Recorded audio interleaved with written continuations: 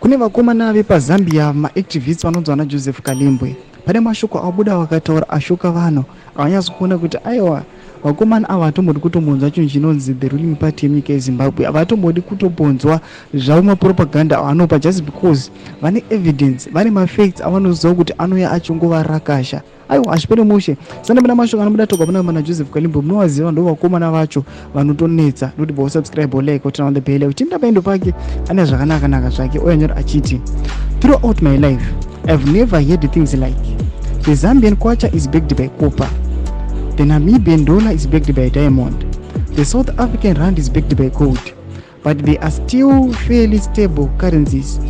It's always the revolutionary stances. Panapa anouya achitaura mashoko ekuti aiwa sanakambonzwa kuti nyika dzine mastable currencies akabekiwa nemaminerals, but panapa kune nyika dzinotaura zvekuti their currency backed by the gold but currency yoitori unstable. Toona kuti vanhu vanombonuka vabvina comment section vanyora vachiti hey wena Joseph, Zimbabwe is a special country and we do strange things. Actually, we even believe in our own lies. Vanopinda vanyora chiti Zimbabwe will never back down to Western and USA neo-colonialist agenda, even if it means the disappearance of Zig on the market. We are backing our independence. Mwana ndachiti zvakadhakwa zveZig.